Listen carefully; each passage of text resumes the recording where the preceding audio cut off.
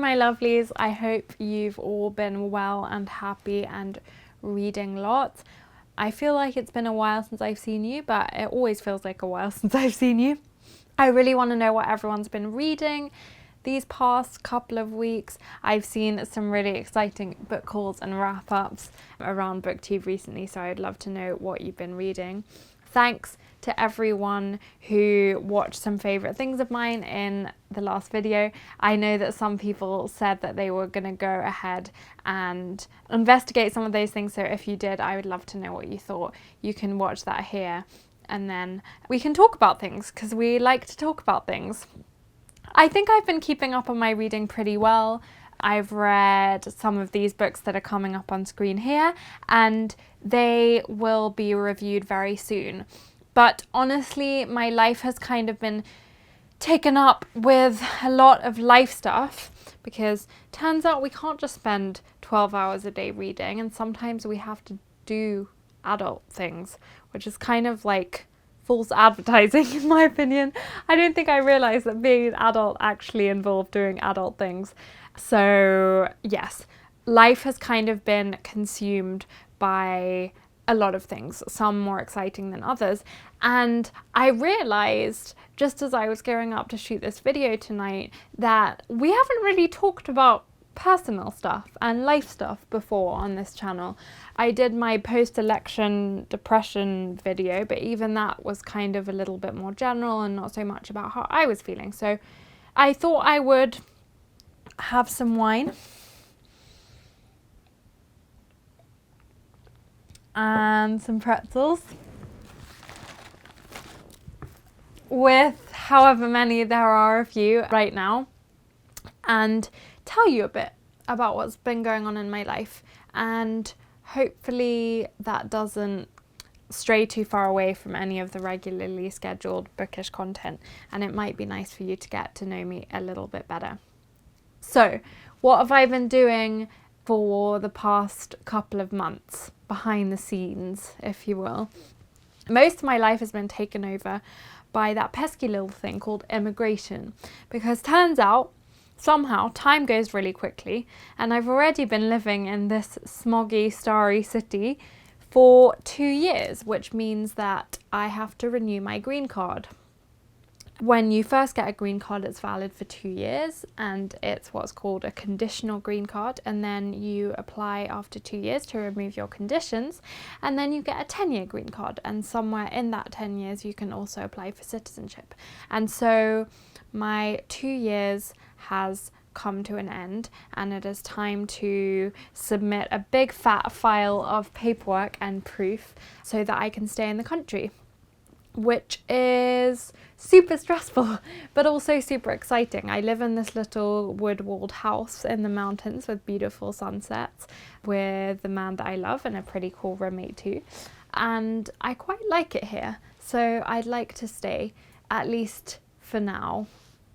And I think a lot about immigration, because I don't think that I ever thought that I would be an immigrant anywhere before I took the fairly quick decision to move here. And then my idea of home and my idea of personhood and all of my ideas surrounding immigration completely changed. And I realised that I'm an incredibly lucky person, and in the grand scheme of things it was relatively easy for me to immigrate. Very expensive and very time consuming and very stressful, but I have the best lawyer in all of existence and the best people surrounding me here, so in the end it was okay. But I think a lot about immigration as one of those in-between spaces. When you're an immigrant, either waiting for confirmation of your status or even when you have it, I would argue that you kind of live your life in an in-between space. Never is one home going to be 100% your home, and when does home become home? How long do you have to have been in a place for it to be home? And in fact, the other day when I was coming back from London, my mom was driving me to the airport and she asked me a question. She said, does it feel like you're going home when you go back to Los Angeles? And that's a really complicated question, and the answer is that London is home, Paris is home, and Los Angeles is home, and it's all for different reasons. And I think when you immigrate somewhere, that concept of home being a fluid thing is a lot more tangible. And the act of kind of submitting paperwork and then waiting for that to be confirmed, almost as if your personhood has to be anchored to a place by external forces, is really scary. And although I recognize that I come to it from a privileged position, it has allowed me to better understand the right that people should have to feel safe and at home in certain places, and how important it is to fight for those rights, even when you have the luxury to have a home or multiple homes. And I'm not talking about actual tangible houses, I'm just talking about that feeling of being at home somewhere, because not having that is really unfair, especially when it's down to bureaucracy. So I've been doing a lot of filing. I've been living in that in-between space before filing, and I'm very excited to kind of get out of that and into the next one, which will be the gap between getting my green card renewal without its conditions and then embarking on the journey of possibly becoming a citizen, which is a huge deal, both practically speaking and also symbolically. I have always been a single citizen of France, and becoming a dual citizen means a lot to me, especially in these times of political turmoil. I try to be active in all three of my countries. I have power of vote in France, but I also care a lot about what's going on politically in England and in America. And something about becoming a citizen fills me with a kind of fervour that it's impossible to have when you are just a green card holder, I think, because it's a little bit scarier to be so active. But that's exciting. So life is kind of the in-between space between the in-between space, if we want to get really meta. But I'm excited to not have that hanging over my head. It's been a lot of work, and I don't think people realise that it's not just paying a lawyer if you have that privilege and having it all done for you. It's incredibly personal work, and what's the word that I'm looking for? And it can be very invasive and nerve-wracking. And you're kind of giving your life and your future over to a bunch of officials. So yeah, a big deal. So I've been doing that, and on Sunday I fly to Kansas City to see my lawyer, and on Monday I file, and then we just wait and we'll see what happens. And I've had to get very good at waiting, which is something that I'm not very good at doing. I'm not a very patient person. And I like things to happen immediately, because apparently I never grew out of the immediate gratification stage. But yeah, so that's been my life, in case you're interested. So what else more fun things have I been doing with my life that don't just involve spending hundreds of dollars printing a whole bunch of pages in Kinko's? I recently had the complete honour and luck and privilege to go and run a creative writing workshop in a male correctional facility in Southern California, in Norco, which was a total pleasure and completely, utterly life-altering. If anyone has interest in that, I will make a full video about it. But we did a lot of things. We mainly used the medium of letter writing to allow for a space in which the men could safely tell their stories and deal with some stuff that they had been going through and existing within. I shouldn't have eaten pretzels before making a video, because now I can't talk. So we wrote to Dear Future Me, Dear Past Me, and also Dear whoever they wanted to write to. And I have a lot of thoughts and feelings about all the things that happened that day. Everyone involved was incredibly open, incredibly brave, and it was just completely liberating. We all, as the facilitators of the workshop, took part in the activities as well and learnt incredible things from all the men involved. I think the main thing that I took away from it, and again, I can make a whole video about this if there is interest, but it's about the restorative power of storytelling and how important it is to be able and allowed to take control of your own narrative, and within that realize that no story, no one life event, no person exists in a vacuum, and that every story in your life connects to another story in your life, and within that you can write your own book and have control over the pages of your own book, even crucially if that control has been taken away from you for whatever reason, and if you live in a space where that control is routinely taken away from you. And I think it's interesting that right after then I started listening to Hagseed, which talks a lot about the importance of education in prisons, and particularly creative education in prisons. So I will be reviewing that really soon. But we told stories, we created a space of openness, of freedom, of liberation, and of creativity, and I was incredibly lucky to be there, and it was just a total joy, and I would love to do more of that in the future. And then another crazy thing that has taken up more than 20 hours of my previous week or so is the fact that I am going to be on one of my favorite podcasts ever, which is super crazy. It still feels crazy to say that on the camera, because I have been listening to this podcast now for a few months, and I've listened to every single episode from the top all the way to the most recent, and I never really thought I'd be on it until I got the courage to email them, and also the courage to take control of my own narrative and story. And I don't think I could have done that without my experience at the prison. So I'm going to be on this podcast, which I mentioned in last time's video, which is called Strangers. We just finished 20 hours of interview, and it's a very personal interview, very deep interview that required me to kind of crack my ribs and heart open until everyone could see everything. But that's kind of the point. And I think when you do that is the point where you reach total freedom about what's happened to you, because you suddenly say, nothing that is within me is enough to scare me, and it is also worthy of other people's ears.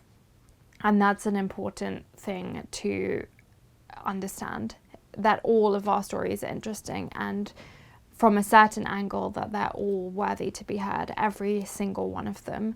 And that's a really difficult point to get to, I think, for anyone. I think our human instincts say, oh, we must not be interesting enough to be listened to. But the more that we can fight that instinct, the better. So after this 20 hours of interview, now that whole tape has gone off for editing, and I guess my episode will air sometime in the next few months, and it will be all condensed down to 1 hour, which is crazy if you think about it, but better, because obviously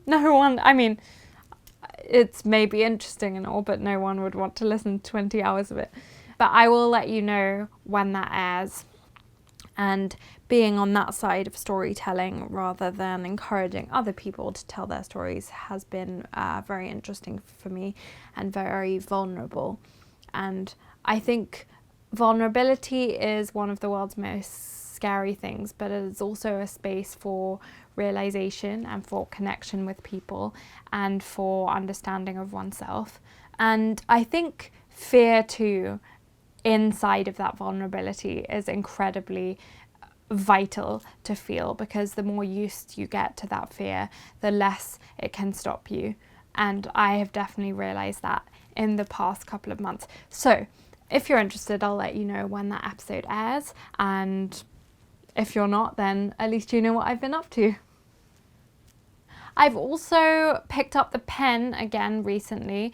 By the pen, I mean my phone keyboard. But basically I've been writing, which I haven't done earnestly for quite a while. I kind of get into these spurts of time where I do quite a lot of writing, and then I'll have huge dry spells for a really long time. And I wish I wasn't like that, and I wish I had a more consistent schedule. And I should probably do what I read in a Jacqueline Wilson interview once, which is basically just get up at 7 and write for however many hours and then be done for the day. But I have a great fear of the blank page, and so I find that incredibly hard to do. If anyone has any tips, I would appreciate them a lot. But anyway, I have been doing some writing, and one of the things that I wrote about was in between spaces, because I realised that a lot of the things that have been happening to me recently are kind of in betweeny, and I'm interested in those spaces. And there's actually a name for those spaces in anthropological discourse, and it's called liminal space. And so yeah, it's just interesting. So there you go. I'm gonna read to you now, and you can let me know what you think. I'm in limbo, waiting for huge news. Adrenaline is my roommate, and I check my email 72 times a day. It's funny how in life the most uncomfortable spaces are in between ones, maybe spaces rather than yes-no spaces, waiting rooms, hold music, airplanes and nights before big mornings.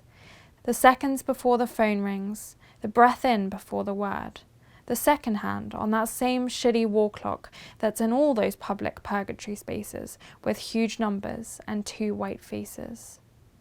When life might change, but not quite yet, we're vulnerable. We're most true, most us, most stripped down. Those in-between spaces, whatever they may be, are ones where pretense fails, where we quit our acting jobs and keep our real ones. We are all Alice, stuck between reality and imagination, too big and too small all at once. Take the time to listen to yourself in those moments. Next time you're waiting, get to know the in-between space rather than ignoring it. There's strength hidden in its corners. You are so very you right now. And if you're not waiting, look around you. Thousands of lives in between, in Wonderland, about to change, but not quite yet. And I guess I'll just finish by leaving some space and some silence for the absolutely horrific happenings in Manchester this week.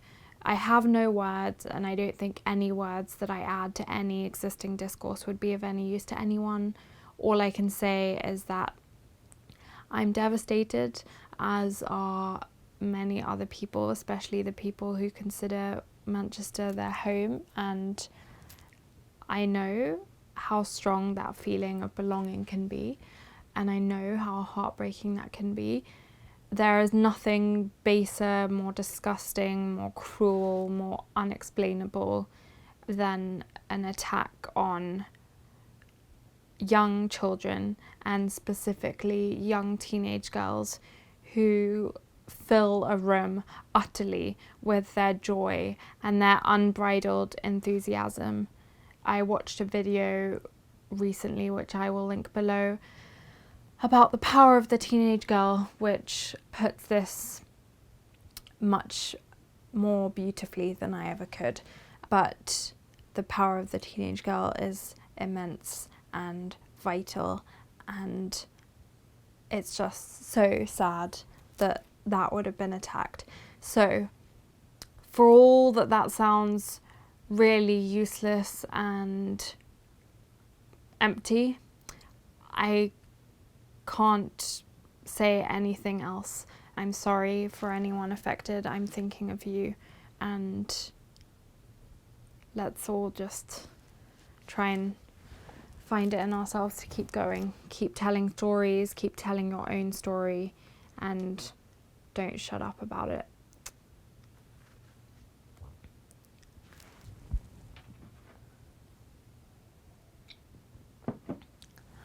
With that, drink wine, eat pretzels. I'll be back with some audiobook recent reads soon.